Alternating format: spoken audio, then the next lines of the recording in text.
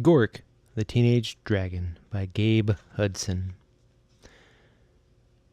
To Deborah Treisman, Edward Kassenmeyer, and Susan Golem, with love and gratitude. The dragon began to belch out flames and burn bright homesteads. There was a hot glow that scared everyone, for the vile sky winger would leave nothing alive in his wake. From Beowulf, translated by Seamus Haney. Chapter 1. Here begins the story of how I found my true love. My name is Gork the Terrible, and I'm a dragon. And here begins the story of how I went searching for my true love, and then made her my queen. And I should warn you that when it comes to dragon love stories, well, mine is the most terrifying tale of them all, but also the most romantic, for inside my scaly green chest there beats a grotesquely large and sensitive heart. Now, some folks get a little confused when they first hear me say that, and I'm not talking about when I roar it at them and I've got my tail raised in a threat display and I'm shooting big scary fire streams out of my nostrils. No, sir. I'm talking about when I say it real calm and normal, like I'm doing right now. So just to make sure you don't get mixed up here at the beginning of my story, let me try and make this as simple as possible for you. My first name is Gork.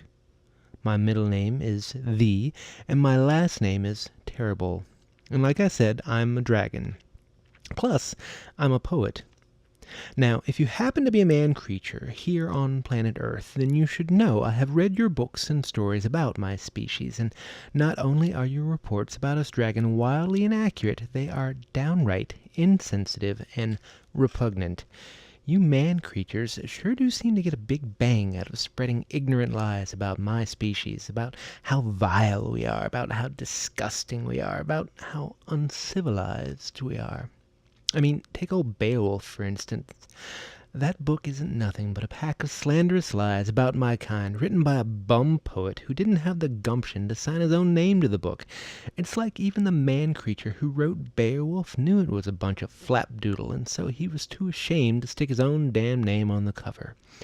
And now you man creatures go around passing that book off down the centuries as a bona fide classic. That don't beat all. Seems to me, from where I'm sitting, all you have to do is stick a bunch of mean-spirited lies about dragons between two covers, and voila! You've got yourself an instant classic. But you know what? Beowulf isn't even the half of it. No, sir.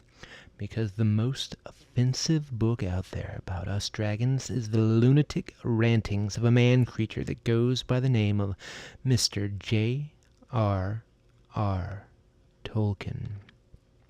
Now, this nutjob Tolkien's book, The Hobbit, is so full of balderdash and nonsense about my glorious species that it makes my toe claws shudder just to think about it. That bastard Tolkien paints us dragons out to be a bunch of ignorant and repulsive savages. Well, as far as I'm concerned, this Mr. Tolkien was a real low-hearted some-gun. Look at how Tolkien portrayed that dragon Smaug in that book, The Hobbit. Ever seen a red dragon? I haven't. And Smaug appears to be the most slovenly and debased creature in the entire universe. Shoot!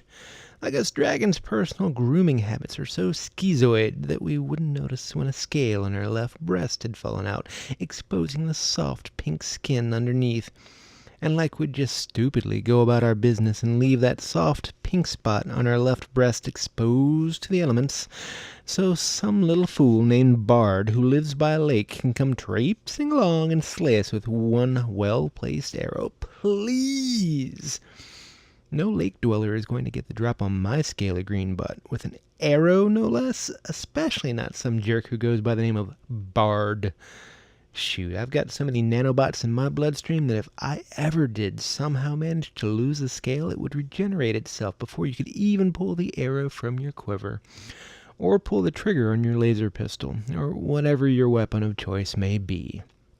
So if you've come here hoping for yet another tale wherein we dragons are portrayed as nothing more than a bunch of vile worms, well, then you can do us both a big favor and buzz off. Because I can assure you, this sort of old-fashioned speciesism and bigotry has no place here.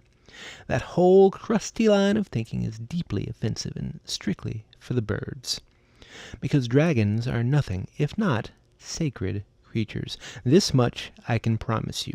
Now, I'm only 16, and I'm an orphan on account of my parents died right before I hatched, but my grandpa is 684 years old, and my grandpa's name is Dr. Terrible. And this right here is the real deal, a true love story told by a real dragon, a dragon who may not be the smartest of his kind, but is a dang sight more sophisticated and evolved than what Mr. J.R.R. Tolkien would have you believe. And like all tales told by real dragons about their true love and the quest to find their queen, this story starts with the first time I blasted fire. Shoot, every dragon knows the rule of how your proper true love's tale's got to start with the first fire. Now, maybe you're kind of surprised to learn that we dragons have some storytelling traditions of our own. Well, get used to it, because my name is Gork the Terrible, and I'm a dragon. And this is my story.